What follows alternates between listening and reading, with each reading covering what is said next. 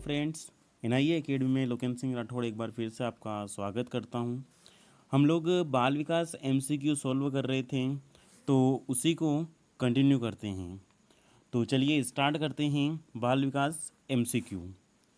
तो हमारा आज का जो पहला क्वेश्चन है वो है प्रगतिशील शिक्षा के जनक कौन हैं।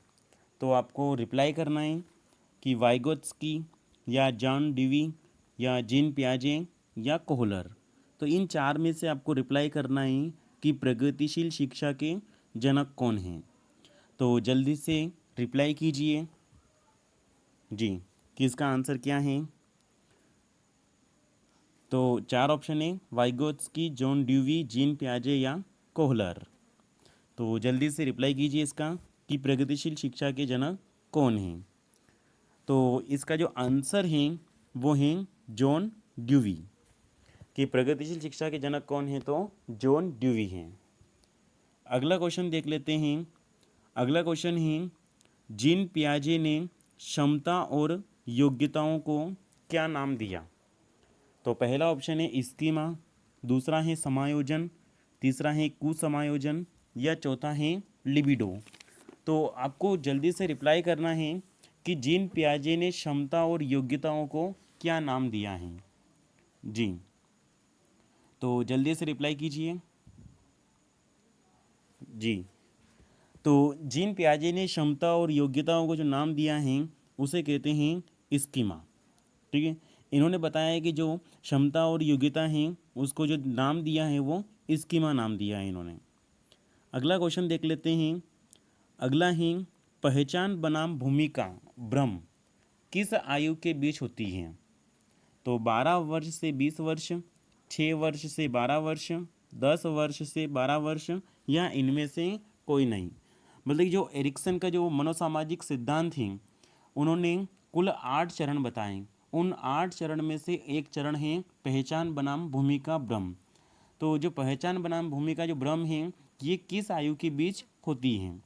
तो इन चार में से आपको रिप्लाई करना है। तो जल्दी से रिप्लाई कीजिए कि इन चार ऑप्शन में से कौन सा ऑप्शन सही है। कि जो एक चरण है वो है पहचान बनाम भूमिका भ्रम।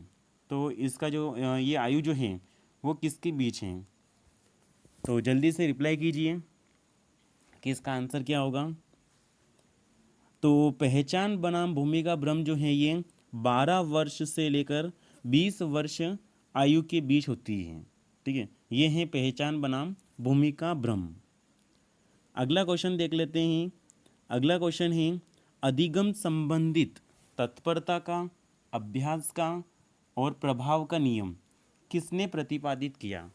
मतलब कि जो तीन नियम हैं, एक तो तत्परता का नियम, अभ्यास का नियम, प्रभाव का नियम, ये किसने प्रतिपादित किया।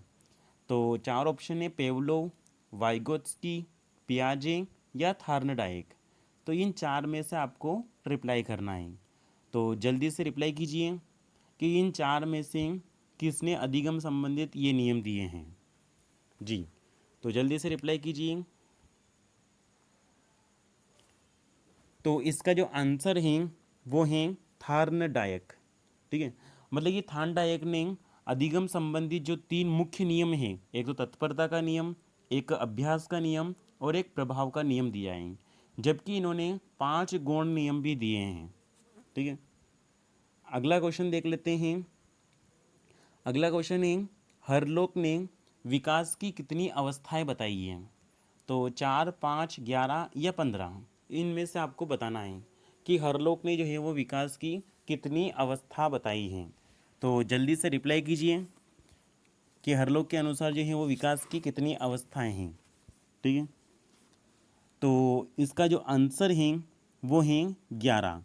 मतलब कि हरलोक के अनुसार जो है वो विकास की जो अवस्था है वो टोटल उन्होंने 11 अवस्था बताई है।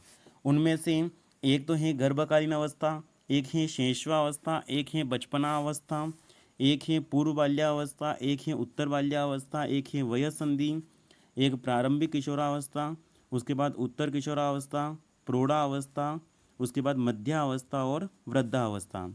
तो ऐसे मिलाकर इन्होंने 11 अवस्था बताई है। ठीक है, तो इसका जो आंसर हो जाएगा वो है हरलोक ने विकास की कितनी अवस्था बताई है, तो 11। अगला क्वेश्चन देख लेते हैं, गर्भकालीन अवस्था का कार्यकाल है। तो 4 ऑप्शन है, इनमें से आपको बताना है कि जो गर्भकालीन अवस्था है उसका कार्यकाल कहाँ से कहाँ तक है। तो जन्म से 2 सप्ताह तक, जन्म से पूर्व, या जन्म से 4 सप्ताह तक, या जन्म से 2 वर्ष तक। तो इन 4 में से आपको रिप्लाई करना है। तो जल्दी से रिप्लाई कीजिए, इसका आंसर क्या है। जी, तो इसका जो आंसर है वो है जन्म से पूर्व, मतलब कि गर्भकालीन अवस्था जो है वो जन्म से पूर्व है। अगला क्वेश्चन देख लेते हैं, शास्त्रीय अनुबंधन सिद्धांत में पेवलोव ने किस पर प्रयोग किए। खरगोश पर, बिल्ली पर, कबूतर पर, या कुत्ते पर। तो जल्दी से रिप्लाई कीजिए कि जो शास्त्रीय अनुबंधन सिद्धांत है अधिगम का, वो प्रतिपादित किया था पेवलोव ने, ठीक है। और उनके अनुसार जो है वो किस पर प्रयोग किए उन्होंने। तो 4 ऑप्शन में से जल्दी से रिप्लाई कीजिए। जी, तो इसका जो आंसर है वो है कुत्ते पर, मतलब ये शास्त्रीय अनुबंधन सिद्धांत है उसमें पेवलोव ने जो है वो कुत्ते पर प्रयोग किए हैं, ठीक है। अगला क्वेश्चन देख लेते हैं, आरटीई अधिनियम किस वर्ष लागू किया गया था, ठीक है। Right to education. तो 2010, 2009, 2003 या 2012, इनमें से आपको बताना है कि आरटीई अधिनियम किस वर्ष लागू किया गया था। तो जल्दी से रिप्लाई कीजिए, इसका आंसर क्या होगा। जी, आरटीई अधिनियम किस वर्ष लागू किया गया था। तो इसका जो आंसर है वो है 2009, मतलब कि आरटीई अधिनियम जो है वो 2009 में लागू किया गया था। अगला क्वेश्चन देख लेते हैं।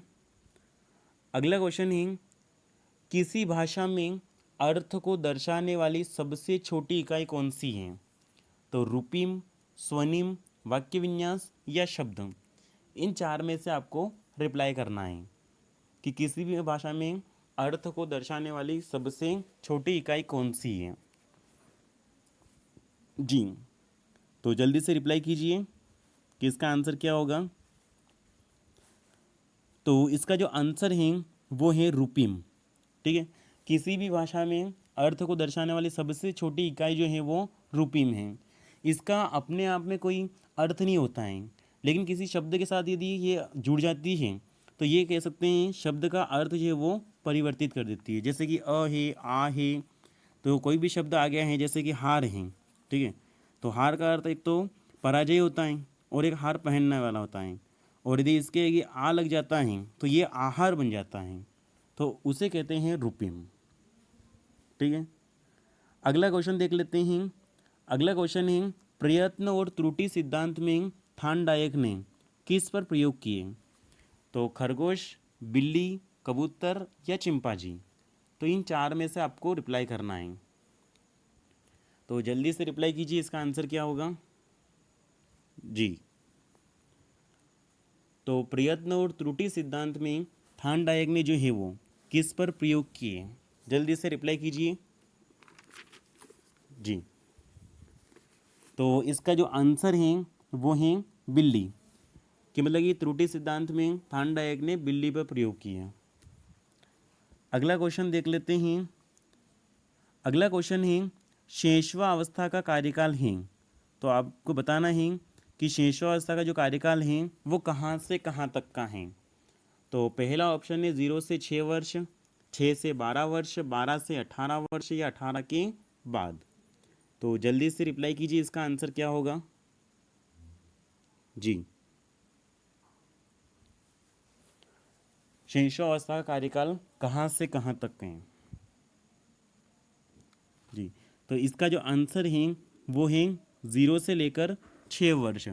0 से लेकर 6 वर्ष तक शेषावस्था का कार्यकाल है, ठीक है। अगला क्वेश्चन देख लेते हैं, बुद्धि लब्धि का सूत्र है। तो 4 ऑप्शन है आपके पास। एक तो है शारीरिक आयु बटे मानसिक आयु गुणित 100, मानसिक आयु बटे वास्तविक आयु गुणित 100, या वास्तविक आयु बटे मानसिक आयु गुणित 100, या इनमें से कोई नहीं। तो जल्दी से रिप्लाई कीजिए, इसका आंसर क्या होगा। जी,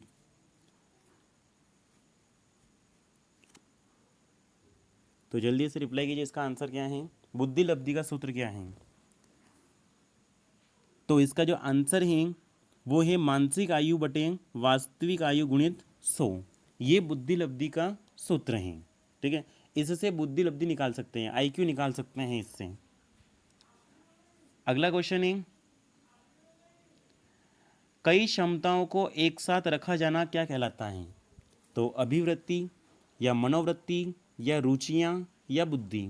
तो इन चार में से आपको रिप्लाई करना है कि जो कई क्षमताएं जो हैं उनको एक साथ रखा जाना क्या कहलाता है। तो चार ऑप्शन है, अभिवृत्ति, मनोवृत्ति, रुचियाँ या बुद्धि। तो जल्दी से रिप्लाई कीजिए, इसका आंसर क्या होगा जी। तो इसका जो आंसर है वो है बुद्धि। मतलब कि कई क्षमताओं को एक साथ रखा जाना बुद्धि कहलाता है।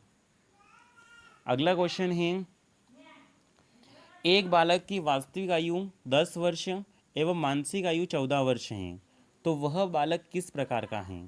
सामान्य बालक, प्रतिभाशाली बालक, मंदबुद्धि बालक या श्रेष्ठ बालक। तो इन चार ऑप्शन में से आपको रिप्लाई करना है कि एक बालक की वास्तविक आयु 10 वर्ष है और मानसिक आयु 14 वर्ष है, तो वह बालक किस प्रकार का है। तो जल्दी से रिप्लाई कीजिए कि इसका आंसर क्या है। तो सामान्य बालक, प्रतिभाशाली बालक या मंदबुद्धि या श्रेष्ठ बालक। जल्दी से रिप्लाई कीजिए कि इसका आंसर क्या है। तो चार ऑप्शन में से आप जल्दी से रिप्लाई कीजिए।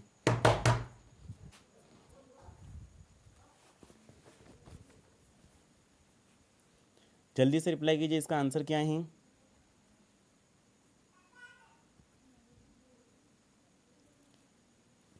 एक बालक की वास्तविक आयु 10 वर्ष एवं मानसिक आयु 14 वर्ष है, तो वह बालक किस प्रकार का है। तो इससे बुद्धि लब्धि निकाल सकते हैं, आईक्यू निकाल सकते हैं और आईक्यू के माध्यम से पता करते हैं कि वो बालक किस प्रकार का है। तो इसका जो आंसर है वो है प्रतिभाशाली बालक। ठीक है, अगला क्वेश्चन देख लेते हैं,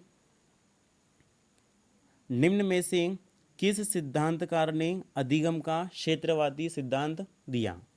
तो चार ऑप्शन हैं, इन चार में से आपको रिप्लाई करना है। तो जल्दी से रिप्लाई कीजिए, इसका आंसर क्या है। पेवलोव, थॉर्नडायक, स्किनर या लेविन जी।